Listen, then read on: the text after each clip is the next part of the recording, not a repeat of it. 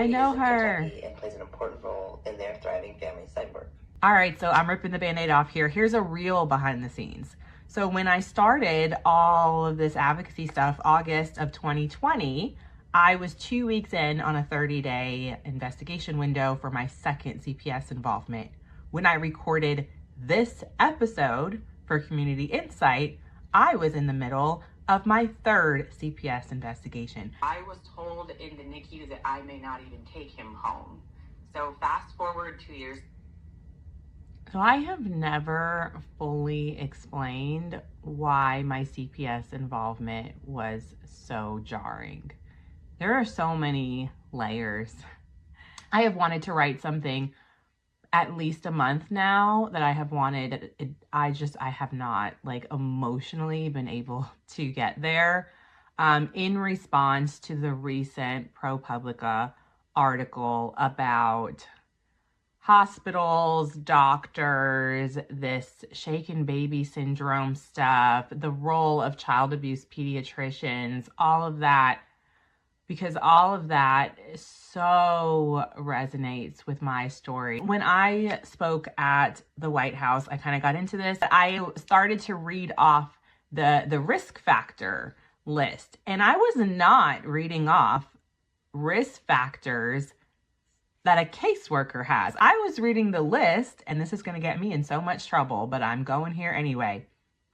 I was reading the list of the mandatory reporting training, or the training that they have here for mandated reporters. It is for shaken baby syndrome, pediatric head abuse trauma, and that is the list of risks that I was reading. I plunged into help seeking. I was excited to set up that pediatrician visit. I did the maternal, prenatal, and postnatal home visiting. But see, you hear that? I mean, even though this was after CPS involvement, even me reliving it for myself and telling it, I was excited.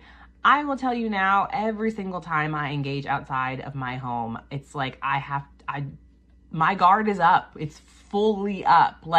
Is there more risk in this interaction than the potential for benefit at all? High potential that I won't get what I need at all, but also beyond that, could this backfire on me? I also had a case manager for children that have NICU stays. If you are the first reporting source from my first CPS involvement, I would like to cordially invite you to come on this podcast. Let's have a conversation. Mandatory reporter meets impacted parent. Where's your head at today? I have so many questions. The listeners have questions too. She asked me if I wanted a referral to family preservation. I had no idea what she was talking about. I really want something really smart to say here, but I'm struggling to find the words. Parenting is hard. Okay, you're dealing with human beings who are new to the face of the earth, whose brains will not be developed for at least 25 years. And you're responsible for every aspect of their being when you're still growing, learning, developing as a human being yourself. That's no small thing without anything extra going on. Where does this mentality come in? That if you have a heavier load or less of a village, that you need to go through some sort of rehabilitation program. But that situation, it really rocked my understanding of things. It was embarrassing. I just felt like a loss of innocence as a parent. I don't know how to explain that any different. I relate to myself here in a parallel process of a loss of innocence in initiation into the system, and then the same feeling through lived experience engagement. I don't fault the agency for pursuing that. They got a report they needed to. But for me, it just started to set this pattern of... I don't fault the agency. I don't. But if you get a wild report, there needs to be something going on here. Like, there needs to be a little check box at the end, closing out report, suspected false narrative, check yes or no. Just something I think folks wouldn't necessarily want to think happens, but it does, especially if someone has power and knows how to use it.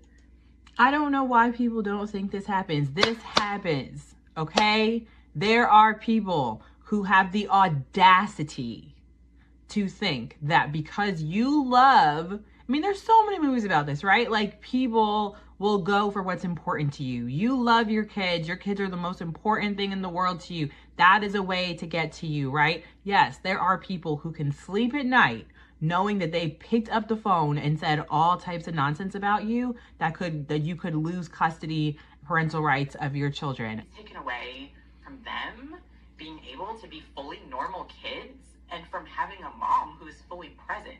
I can't be present. Okay, I will say growth last year to this year, absolutely not. I think, just in context, just remembering that when I recorded this episode, I was in CPS involved. So of course I was like the height of whatever. No, now the system is not going to steal my joy. The system is not, I don't trust community professionals the way that I did before. And look, good. If you're not trustworthy, I shouldn't trust you anyway.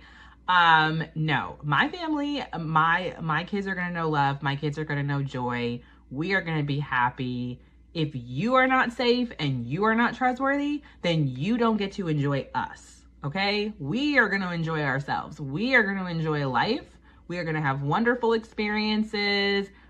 Everything is going to be good here. We are going to live our best lives. If you are not safe, if you are surveillance mindset, if you're not trying to help us along our path, you just don't get access to us. I thought they were going to pick the phone up and say, land this deal now, sign it, get those kids, we're done with her. And that's what I fully expected. I know there is someone who deeply regrets. I know it in my soul that there is someone who is like, we should have just taken those kids. That's not funny. Like that part's not funny, but like, I know someone was like, all we had to do was just not respond to her follow-up email and we could have avoided 5 years of Valerie. So trying to figure out how to dance the line when you're also impacted by the system and working with the system, maybe even working for the system. That's a really challenging dance to sort of make land. Yeah. There's our dancing. You get what you get. You all can do whatever you want in your jobs. You don't even do your jobs. You don't care. You treat people like whatever. You all can do anything.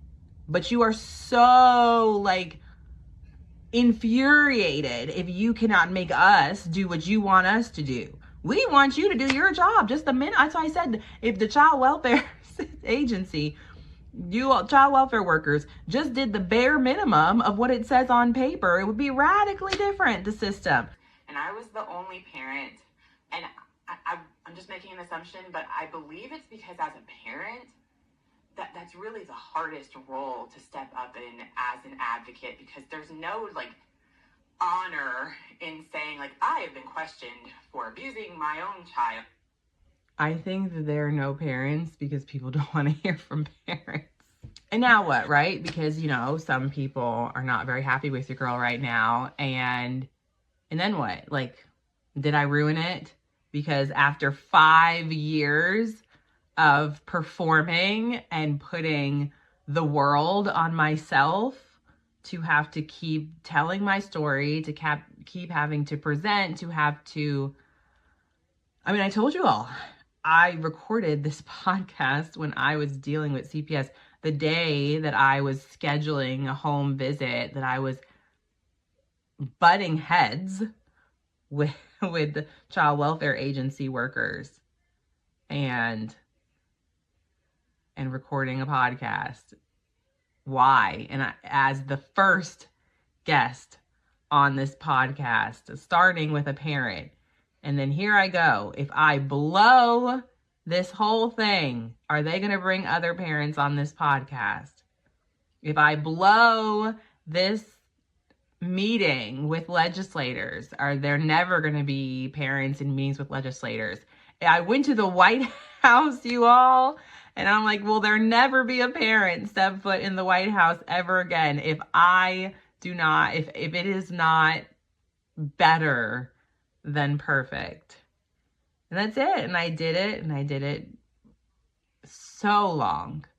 And the moment that I was like, I am going to let my guard down a teeny tiny bit. And the minute I held the line, after what, 4.5 years of performing for everyone else so that I could open up doors for all the other parents,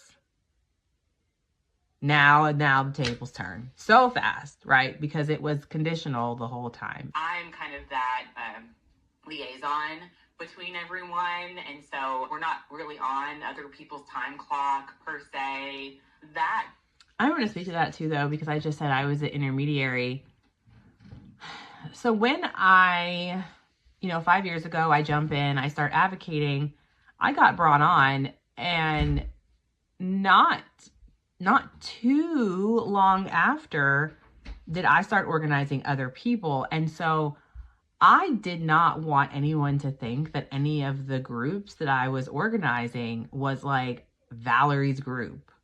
And so I really took a back seat to the issue areas that I personally wanted to tackle. Like, I did not insert addressing medical neglect at all into the groups. I didn't insert the anonymous reporting, any of that stuff that I had dealt with, because I didn't want anyone to think that I was setting their agenda for them, setting their priorities, making it about me. And so that was really a detriment to me because I wanted to be an advocate. I came in to advocate. And then I will say that after 4.5 years, where I was like, hey, I actually want to prioritize some of the things that I want to see changed, that is also when things shifted. Since you've been involved and been the lived experience person in the room, you've learned a lot of lessons.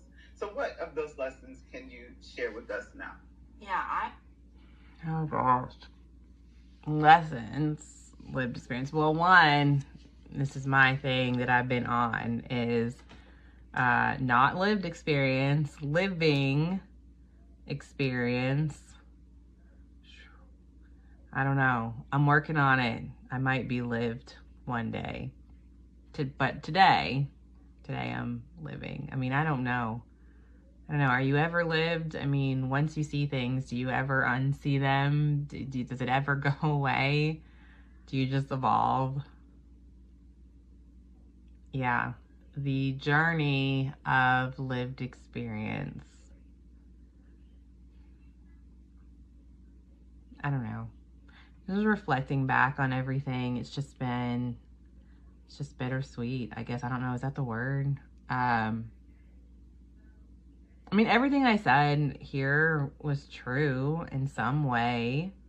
Obviously, I was holding back. I was trying to be diplomatic. I obviously wasn't talking about my active involvement in the system at the time. Everything for me was real on my end. It's just that my awareness of what was going on for other people has changed. For me, I went into that meeting. I said what I had to say.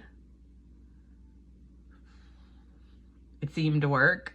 I was brought into different spaces. I think I pushed my way into numerous other spaces, and I have met everything that I have done. I know the world that I want to see. I say this a lot.